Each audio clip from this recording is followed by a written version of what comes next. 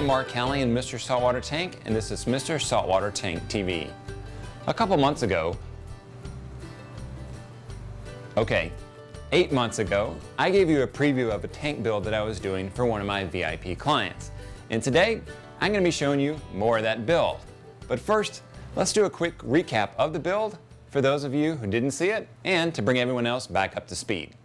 Before this tank build, the owner had a 40-gallon breeder that he was pretty happy with. However, after reading my no-nonsense guide to setting up a saltwater tank volume 1, he decided he wanted to do things differently, which meant upgrade. Him and I discussed an 8-foot tank, but decided that it would overpower the room. So we settled on a 6-foot tank that was 30 inches tall. Before you can build the tank though, you're going to need some of this. Every saltwater tank needs somewhere to take fresh RODI water into salt water.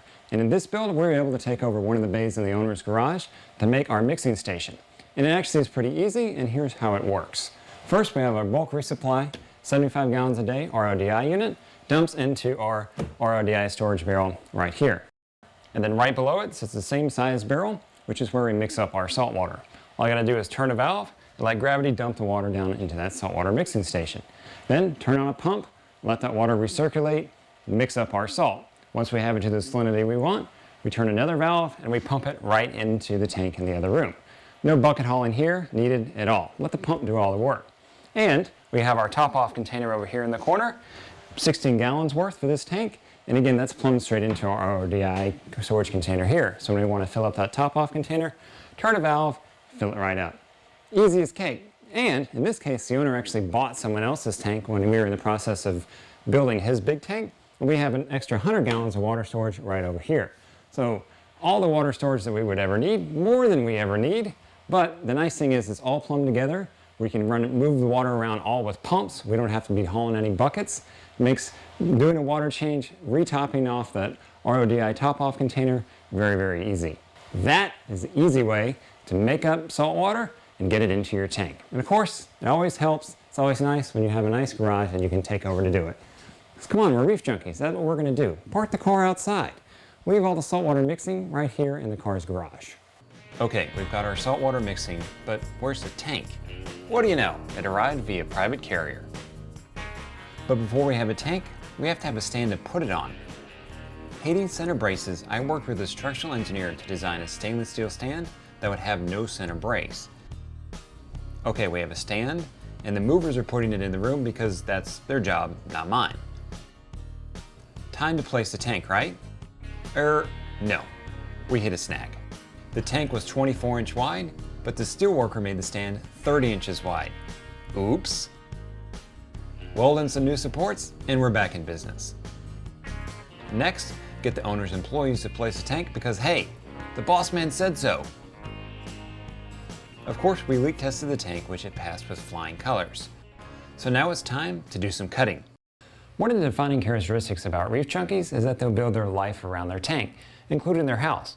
Well, in this case, the house was already built, so we're going to rework the house to work with the tank. And that means putting a hole through the wall. Drill it out, gut it out. We're going to go straight through here, run the pipes into the garage, because that's just one of the things you do when you're a Reef Junkie, and you can bet that this is a Reef Junkie build. Break out the RotoZip, and we're off to the races.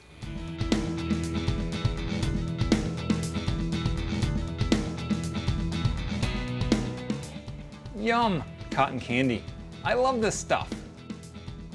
Next, I drilled out the same size cutout on the opposite side of the wall. Now I could release the beast. It's alive. It's alive. In case you're wondering, yes, the tank has a sump, but I'll get to that in a bit. Let's start plumbing the tank first, so the sump will make more sense. This tank has two 1.5 inch drains that of course I want to be able to shut off in case of emergency.